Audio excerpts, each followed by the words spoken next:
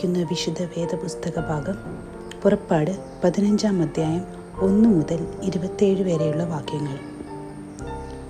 മോശയും ഇസ്രായേൽ മക്കളും അന്ന് യഹോവയ്ക്ക് സങ്കീർത്തനം പാടി ചൊല്ലിയതെന്തെന്നാൽ, ഞാൻ യഹോവയ്ക്ക് പാട്ടുപാടും, അവൻ മഹോന്നതൻ, കുതിരയെയും അതിന്മേലിരുന്നവനെയും അവൻ കടലിൽ തള്ളിയിട്ടിരിക്കുന്നു.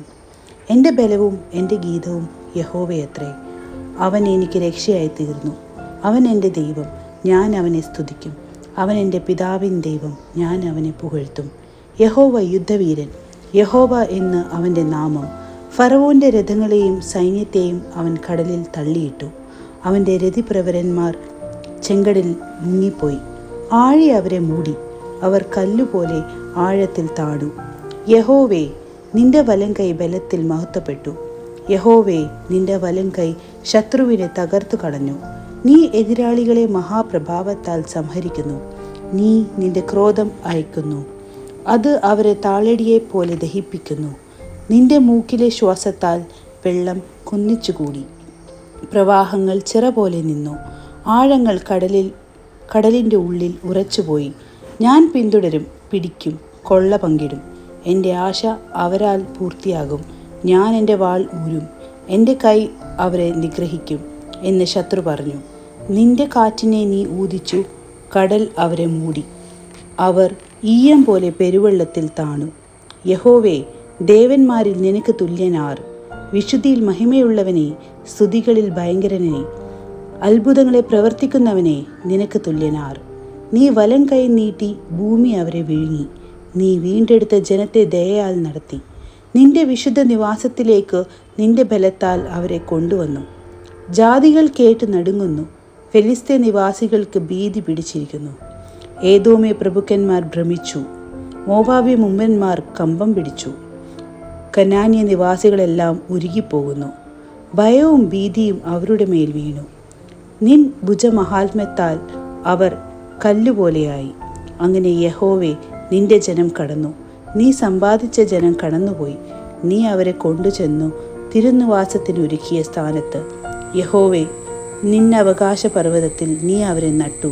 കർത്താവേ, തൃക്കൈ സ്ഥാപിച്ച വിശുദ്ധ മന്ദിരത്തിങ്കൽ തന്നെ.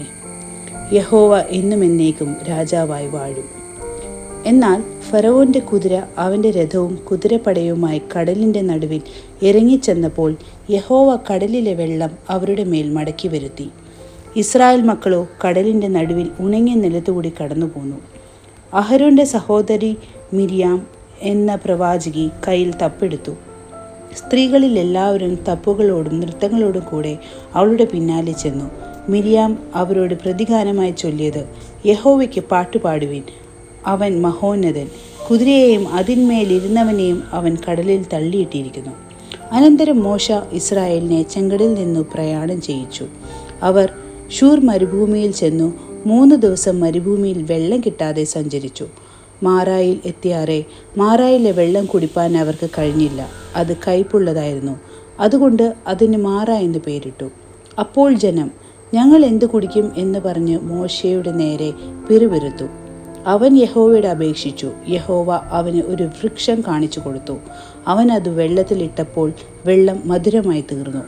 അവിടെ വെച്ച് അവൻ അവർക്ക് ഒരു ചട്ടവും പ്രമാണവും നിയമിച്ചു. അവിടെ വെച്ച് അവൻ അവരെ പരീക്ഷിച്ചു. നിന്റെ ദൈവമായ യഹോവയുടെ വാക്ക് നീ ശ്രദ്ധയോടെ കേട്ട് അവന് പ്രസാദമുള്ളത് ചെയ്യുകയും അവൻ്റെ കൽപ്പനകളെ അനുസരിച്ച് അവൻ്റെ സകല വിധികളും പ്രമാണിക്കുകയും ചെയ്താൽ, ഞാൻ മിസ്രയീമ്യർക്ക് വരുത്തിയ വ്യാധികളിൽ ഒന്നും നിനക്ക് വരുത്തുകയില്ല. ഞാൻ നിന്നെ സൗഖ്യമാക്കുന്ന യഹോവയാകുന്നു എന്ന് അരുളി ചെയ്തു. പിന്നെ അവർ ഏലീമിലെത്തി. അവിടെ 12 നീരുറവും 70 ഈത്തപ്പനയും ഉണ്ടായിരുന്നു. അവർ അവിടെ വെള്ളത്തിനരികെ പാളയമിറങ്ങി. ഇവിടെ വേദഭാഗം വായിച്ച് അവസാനിച്ചു.